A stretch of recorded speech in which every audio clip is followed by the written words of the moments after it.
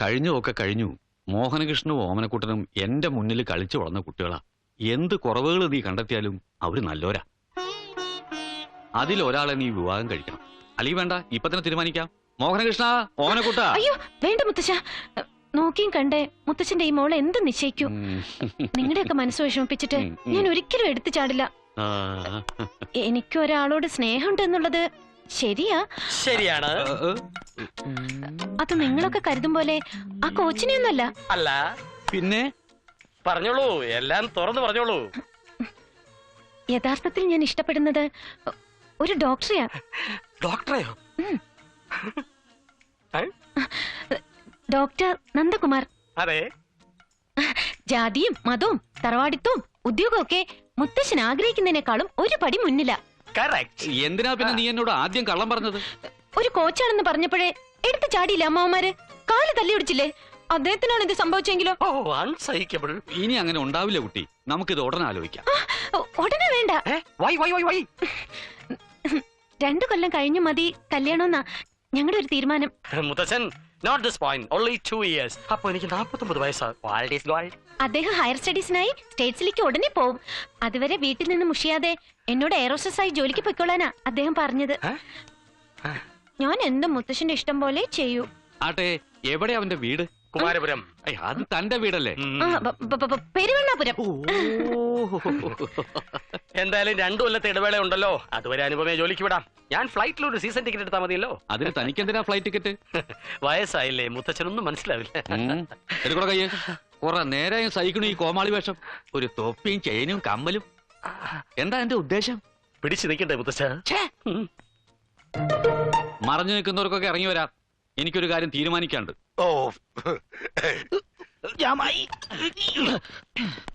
എനിക്കൊരു സംശയം. അപ്പൊ ഞാൻ തല്ലിയത് ആരെയാ? ആ ഫോട്ടോയിലെ അതേ ചായയാണല്ലോ അയാൾ. അത് തനിക്ക് തോന്നിയതായിരിക്കും. തോന്നിയതാവും അല്ലേ? അതുപോട്ടെ, ഞാൻ എപ്പോഴാ പെരുവണ്ണാപുരത്തേക്ക് പോണ്ടത്? എന്തിനാ? ആ ഡോക്ടറെ കാല് തല്ലി ഓടിക്കാൻ. ആദ്യം ഒടിഞ്ഞ കാലൊന്ന് നിവരട്ടെ, എന്നിട്ടാവാ.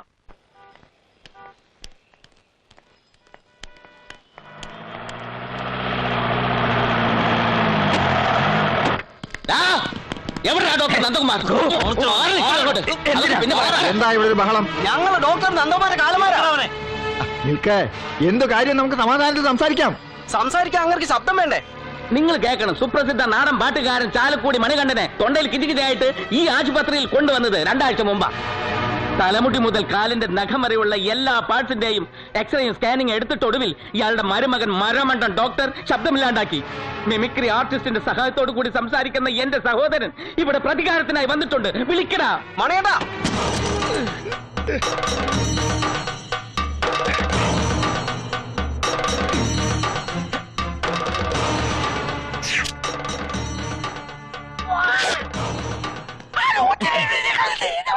ആ ഡോക്ടറെ പുറത്തേക്ക് ഇറക്കി വിട. കഴുതയുടെ മോനെ, കഴിവേരുടെ മോനെ. നിനക്കെന്നെ ശരിക്കും മനസ്സിലായിട്ടില്ല. നീ പോടാ അമ്മായിച്ചൻ കഴുതേ. പോലീസിനെ വിളിക്കടാ. പോലീസ് ഞങ്ങൾക്ക് പുല്ല. ധൈര്യം വിളിക്കണം മരപ്പെട്ടി. ഓ, ഇനി ആരെയാ ഒന്ന് വിളിക്കുക എന്റെ ഈശ്വരാ. നീ അവനെ ഏത് കോത്താഴത്തിന് ഒളിപ്പിച്ചു വെച്ചിട്ട്? വേണ്ട, കൊത്താൻ മതി. ഞാൻ ഇച്ചിരി ബോൾഡാക്കി പറഞ്ഞോളാം. നീ അവനെ ഏത് കോത്താഴത്തിന് ഒളിപ്പിച്ചു വെച്ചാലും അവനെ പൊക്കിയെടുത്ത് ഇടിച്ചവന്റെ ബോധന ഷേപ്പ് ചെയ്യാൻ പറ്റും. കേറി നേരത്തെ ആശുപത്രി.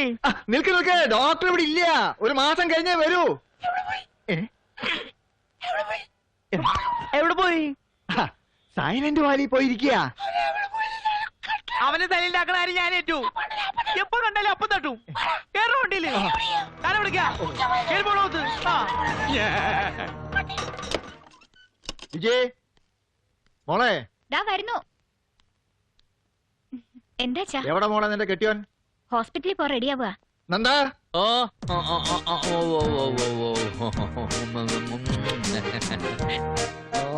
എങ്ങോട്ടേക്കാണാവോ? അയ്യോ മതി മനസ്സിലായി, ഹോസ്പിറ്റലിലേക്കാണെന്നാ. അതെ, അങ്ങോട്ട് ചെല്ലേ. എടാ, നീ തൊണ്ടയ്ക്ക് ഓപ്പറേഷൻ ചെയ്തൊരുത്തിന് ശബ്ദം പോയി എന്ന് പറഞ്ഞ അവിടെ ആകെ ബഹളാ. എന്നെ കണ്ടാ തല്ലി കൊല്ലുന്നാ പറഞ്ഞത്. ഈശ്വരാ, വലിയ ഡോക്ടർ ആണെന്ന് പറഞ്ഞാ നടക്കണത്. ഞാൻ ഒരു സാധാരണ MBBS ഡോക്ടറാ. ത്രോട്ട് പെയിനുമായിട്ട് വന്ന അയാളെ ENT സ്പെഷ്യലിസ്റ്റിനെ കൊണ്ട് ട്രീറ്റ് ചെയ്യിക്കാന്ന് ഞാൻ പറഞ്ഞതാ. വിജിയുടെ അച്ഛനാ പറഞ്ഞത് ഞാൻ തന്നെ നോക്കിയാ മതി എന്ന്. പണി പഠിക്കുമ്പോ 1-2 തൊണ്ടയൊക്കെ പോയിന്ന് വരും. അത് ഹോസ്പിറ്റൽ ബിസിനസിൽ പതിവാ. ആ എങ്കിൽ നമുക്കയക്ക് നഷ്ടപരിഹാരം കൊടുക്കാം. നാണോ ഇല്ലല്ലോ നിങ്ങൾക്ക് ഇത് പറയാൻ. വിജി വേറെ ഒരു MBBS സർട്ടിഫിക്കറ്റും ആയിട്ടാ നീ എന്റെ മോളെ കെട്ടിയത്. ആശുപത്രിയും ഈ വീടും കാറൊക്കെ ഞാൻ ഉണ്ടാക്കിയതേ. പലരുടെയും കഴുത്തറത്തിട്ടാ. അറിയാം നിനക്ക്? അയ്യോ ആദ്യം നല്ലൊരു ഡോക്ടറെ കണ്ടി നശിച്ച വിക്കൊന്ന് മാറ്റ്. ഡോക്ടറെ ആരാ? ഡോക്ടറെ ഒന്ന് കാണാമെന്നതാ. പരിശോധന ആസ്പത്രിയിലാ. ഞങ്ങൾക്ക് ഡോക്ടറെ ഒന്ന് പരിശോധിക്കേണ്ടത്. ഒന്നാ വിളിച്ചേ. അപ്പോ നിങ്ങളെ അവൻ ഓപ്പറേഷൻ ചെയ്തോ? ഓപ്പറേഷൻ കേസല്ല ഇത്. അപ്പൊ തല്ലാൻ വന്നല്ല. കണ്ടാ? കണ്ടാ? എന്താ കണ്ടാലാള് മാനിനാവുണ്ട്. പക്ഷെ കയ്യിലിരിപ്പിച്ചിട്ട് തരല്ലേ. നിങ്ങളാരാ? അനുപമയെ അറിയോ? ഇത്രയും കാലം അവളുടെ പിറകെ നടന്ന് പ്രേമിച്ചിട്ട് ഇപ്പൊ അറിയില്ലെന്നോ?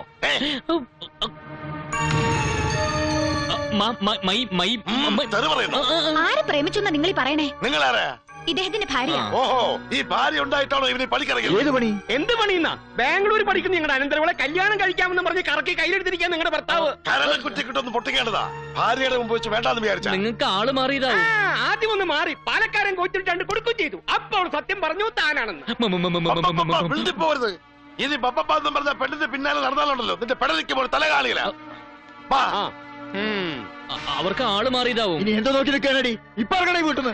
അച്ഛാ ഇനി കണ്ണ കണ്ട പെണ്ണുങ്ങളൊക്കെ വീട്ടിൽ കയറ്റി പുറപ്പെട്ട് നിൽക്കാണോ? ഇറങ്ങടി, ഇറങ്ങാൻ. അവളെ നിന്നോട് ഉള്ള പൊറുതി മതിയാക്കി. ഒന്നുകിൽ അനുപമയെ ഡോക്ടർ ചതിച്ചു, അല്ലെങ്കിൽ അവള് പറയുന്നത് പച്ചക്കള്ളം. വിമാനത്തിൽ പണിക്കൂടാത്തതിന്റെ പ്രതികാരം പെണ്ണിന്. ഞാൻ ദയാ കിളവൻസിനോട് എല്ലാ എരിവും പുള്ളിയും ചേർത്ത് തട്ടിയിട്ടുണ്ട്. അങ്ങേരെ ഒന്നും വിടാതെ അമ്മ ഒന്നും പറഞ്ഞിരിപ്പോട്ട്. ഓ ഇനി അവളെ എന്ത് കുന്തം പറഞ്ഞാലും അങ്ങനെ വിശ്വസിക്കില്ല. അച്ഛാ, നമ്മൾ ഈ ഗ്രൂപ്പിലുള്ള അഭിപ്രായ ഭിന്നതയാണ് ഏക തടസ്സം. നമ്മൾ ഒറ്റക്കെട്ടാവുന്നു, തീരുമാനമെടുക്കുന്നു. ആ തീരുമാനം മുത്തച്ഛൻ അറിയിക്കുന്നു. അങ്ങനെ അനുപമയെ ഞാനുമായിട്ടുള്ള കല്യാണം നടക്കുന്നു. നല്ല തീരുമാനം. നമുക്കിതൊന്ന് കൈയടിച്ച് പാസ്സാക്കാം. അതങ്ങ് പള്ളി ചെന്ന് പാസ്സാക്കിയാ മതി. മോഹനകൃഷ്ണൻ അനുപമയെ കെട്ടുമ്പോ ഞങ്ങൾ അങ്ങ് അണ്ണാക്കി വെല്ലം തള്ളി മാനത്തേക്ക് നോക്കി നിൽക്കണോ? എന്റെ മകൻ കെട്ടിയാൽ നിങ്ങളെ വെറുങ്കയോടെ ഇറക്കി വിടുന്നാണോ വിചാരം? അല്ല, സ്വത്തില് കുറച്ചങ്ങട് തരും. എതിർപ്പില്ല. നീ മിണ്ടാരിയടാ. സ്വത്തിന്റെ മുക്കാലും ഞങ്ങൾക്ക് കിട്ടണം. അതെ, ബാക്കി കാലും പെണ്ണും നിങ്ങൾക്ക്. അത് ശരിയാവില്ല. ഒരു കാര്യം ചെയ്യ്, കാലും പെണ്ണും നിങ്ങൾക്ക്, മുക്കാൽ ഇങ്ങനെ തന്നേക്ക്. ആരുടെ കാലിന്റെ കാര്യം പറയുന്നേ? ആനയുടെ കാലേ.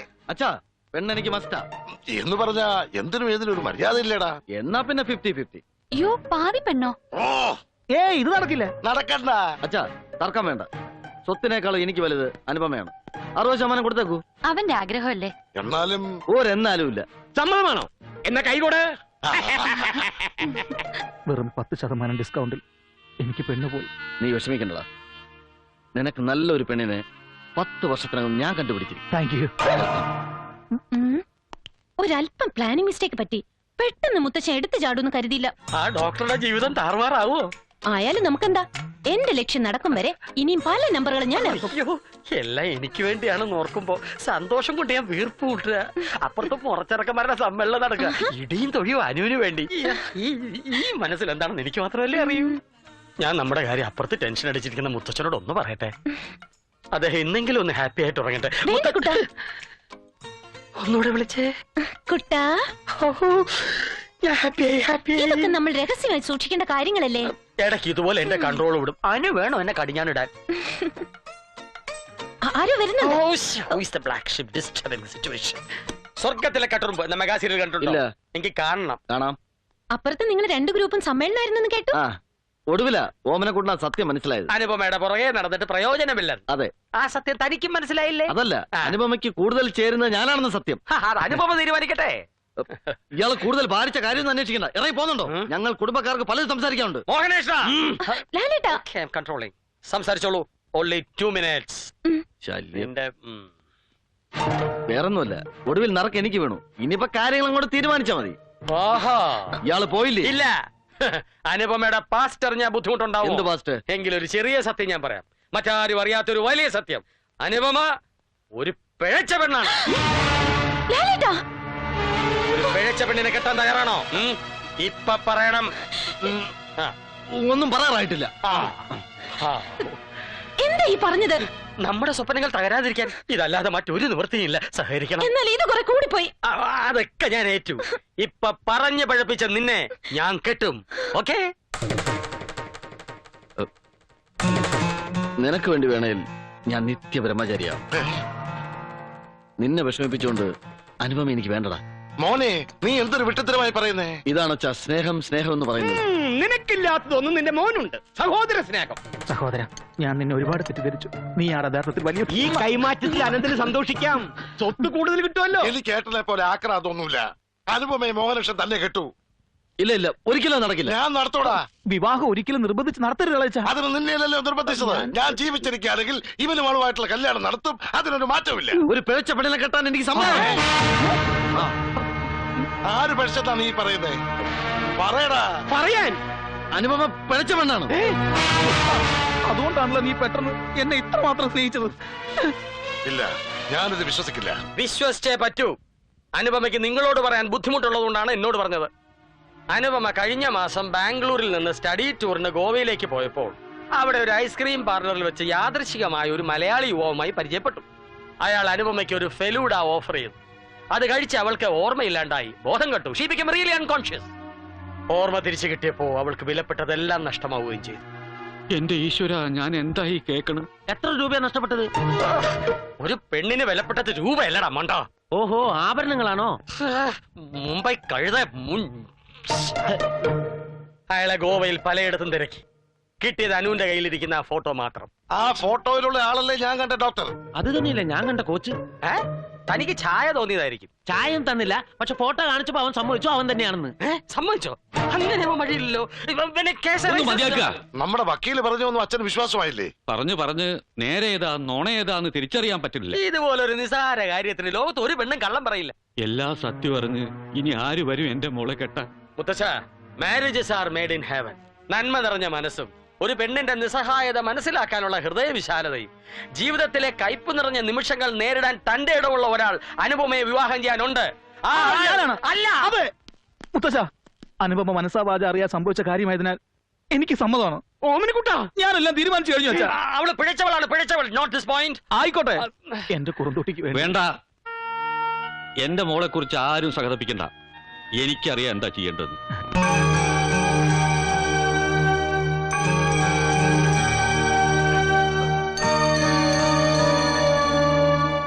മുത്തച്ഛ, നമുക്ക് തിരിച്ചു പോവാം. ഊരും പേരും അറിയാത്ത ഒരാളുടെ ഫോട്ടോയും കൈവച്ചുകൊണ്ട് ലോകം മുഴുവൻ കറങ്ങി നടന്നാൽ ആളെ കണ്ടെത്താൻ പറ്റുമോ? പിന്നെ ഞാൻ എന്താ ചെയ്യേണ്ടത്? നമുക്ക് ട്രൈ ചെയ്യാം. എന്നിട്ടും കണ്ടെത്തിയില്ലെങ്കിൽ ഇല്ലെങ്കിൽ മരിക്കാം. പറ്റുമോ? പെണ്ണിന്റെ കഴിഞ്ഞ കാല നാറിയ കഥകൾ അറിയാവുന്ന ആരെ കൊണ്ടെങ്കിലും വിവാഹം കഴിപ്പിക്കണം. അത്രയ്ക്കും സന്മനസ്സുള്ളവർ ആരാ ഉള്ളത്? മുത്തച്ഛൻ നോക്കിക്കോ, എന്നെങ്കിലും ഒരു യുവ കോമള കുമാരൻ വരും. ആര്? ഞാനൊരു സത്യം പറയാം. അത് വെച്ചിട്ട് പൊക്കോളൂ.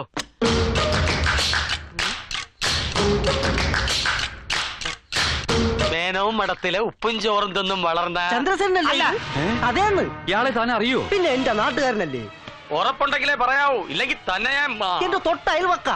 ഈ താടി വടിച്ച് മീശ ഇത്തിരി പിരിച്ചു വെച്ചാൽ ചന്ദ്രസേനൻ തന്നെ. ഇതിനിടയ്ക്ക് നാടകത്തിൽ അഭിനയിച്ചോ? കണ്ടോ മീശയിലും താടിയിലും കൺഫ്യൂഷൻ. എനിക്കൊരു കൺഫ്യൂഷനും. ഇയാളിപ്പോ എവിടെ കാണും? ടൂറില്ലെങ്കിൽ മിക്കവാറും നാട്ടിൽ തന്നെ കാണും. അങ്ങനെ ഇച്ചിരി കമ്പമുള്ള കക്ഷിയാണ്.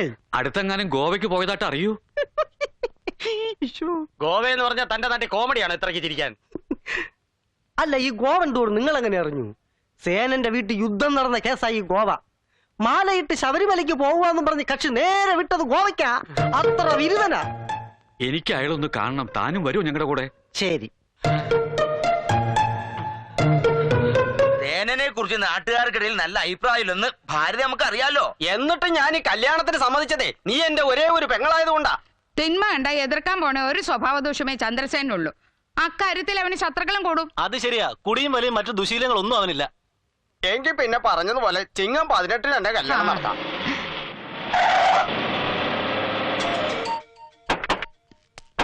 ഇതാ വീട്.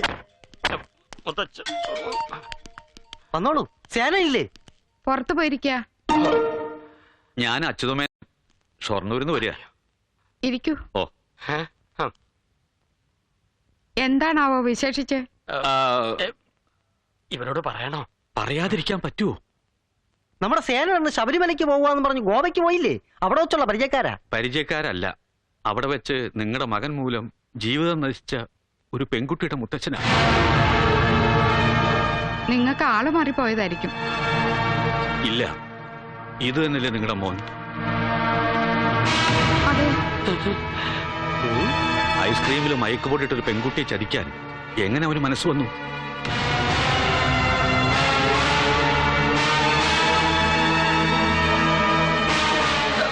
എല്ലാം കഴിഞ്ഞില്ലേ മുത്തശ്ശ? ഇനി ഇവിടെ നിക്കണോ? നമുക്ക് പോവാം. ഇനി എന്റെ കുട്ടിക്ക് മറ്റൊരാളെ കണ്ടെത്താനാവില്ലല്ലോ. പെങ്ങളെ, ഞങ്ങൾ ഇറങ്ങുക. തക്ക സമയത്ത് വന്ന് വിവരം പറഞ്ഞ നന്നായി. അതുകൊണ്ട് രക്ഷപ്പെട്ടതേ എന്റെ മകളാ. വരിക, പോവാം. ഏട്ടാ, ഏട്ടാ, ഇനി എന്താ ചിന്തിക്കണം? എന്നാലും ഒന്നും ചിന്തിക്കാനില്ല. ഇനി ഇതും ആ പെരുവണ്ണാപുരത്തെ ഡോക്ടർ നന്ദകുമാറിനെ കുറിച്ച് പറഞ്ഞ പോലാണോ? മാനക്കേട് ഭയന്നല്ലേ അവള് പലതവണ കള്ളം പറഞ്ഞത്. മുത്തച്ഛൻ ഇപ്പോഴും വിശ്വാസമായില്ല. എന്താ അവിടുത്തെ തറവാട് മഹിമ, എന്താ കുലമാഹാത്മ്യം, എന്താ അന്തസ്, ഇതൊക്കെ വെറുതെ കൊണ്ടുപോയി കളയ. കിട്ടിയത് കിട്ടി, വേഗം സ്ഥലപ്പെടാൻ നോക്ക്. വരും മുത്തച്ഛ, പോവാം. തക്ക സമയത്ത് കൊണ്ടുവന്നില്ലേ വിരുന്നുകാരെ? ഇനി എന്താ നോക്കിയിരിക്കുന്നേ? പോയി വിളിച്ചോണ്ട് വരാ സേനെ. എവിടാച്ചാ? അവര് നല്ല പോയി വിളിച്ചോണ്ട് വരാൻ. ഞാൻ എവിടെ പോയി തപ്പു?